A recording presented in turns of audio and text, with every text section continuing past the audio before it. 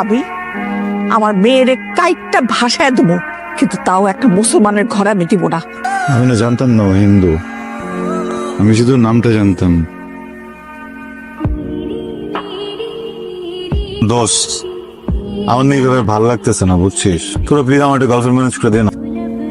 Hello, Nawa তোর জন্য তো একটা মাইয়া পাইছি। আসসালামু আলাইকুম। ওয়ালাইকুম সালাম। তোর নাম প্রিয়া তাই না?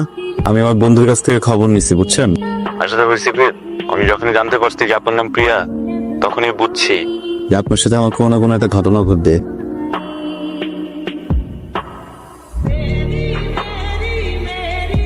তুই আমার প্রেমিকা দিস ভালো কথা, আর বললি না কেন?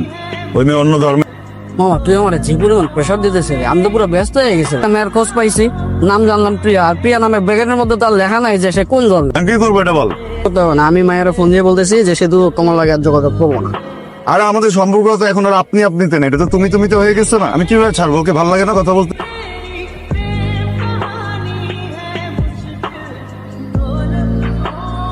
কোনে কার সাথে কথা বলো? দাদা ওই বান্ধবীর সাথে। কলেজে যাস ঠিকঠাক মতো? কিন্তু আমি তো শুনি উল্টাপাল্টা কথা, তার সাথে নাকি ঘুরে বেড়াস। জীবনে এমন কোনো কাম করিস না রে মা, যেন আমি সমাজে মুখ দেখাইতে না পারি। এই হেল্পটা করতে হবে বান্ধবী। আমি কিন্তু বাসায় বলছি যে আমি পিকনিকে যাইতেছি, আমার ওর সাথে দেখা হওয়াটা খুবই জরুরি, যাইতেই হবে। কাকপো। হ্যালো হ্যালো, শরীর খারাপ নাকি? তুমি একটু ভিডিও কলে এসো তো।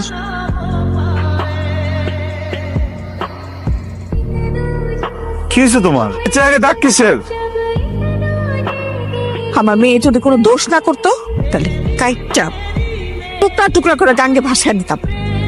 তোমার বোন যদি এরকম কোনো অনৈতিক সম্পর্ক করতো, তুমি ভাই হয়ে প্রতিবাদ করাতে, তোমার উপর যদি এরকম কেউ আচরণ করতো, আমার মেয়ের কাইটটা ভাসায় দেবো, তাও একটা মুসলমানের ঘরে আমি দিব না। কি হয়েছে? আন্টি প্লিজ, ওকে মারেন না আন্টি। কি করবি? আমার ছেলের মায়েরা হয় না। অনেক বড় অন্যায় করে ফেলছি। 5 বছরের সম্পর্ক তো মাথা কাজ করতেছিল না আন্টি। আমি যখন এই সম্পর্কে প্রথমবার গেছি, আমি না জানতাম না ও হিন্দু, আমি শুধু নামটা জানতাম প্রিয়া। বাজে নজর ওর দিকে তাকাইনি, কখনো বাজেভাবে স্পর্শও করিনি। এই মানুষটাকে একজন এইভাবে মারছে, আমি ওর মুখে দাগ দেখে সত্যি মাথা কাজ করতেছিল। কেউ ওর গায়ে হাত দিবেন না। ওকে যখন বিয়ে দিবেন, এমন একটা পরিবার দেখে বিয়ে দিবেন যে পরিবারে কেউ ওর উপর অত্যাচার না করে। আমি ওর লাইফ থেকে একেবারে কোনোদিন ওর সাথে যোগাযোগ করব। ঠিক আছে, কথা দিলাম।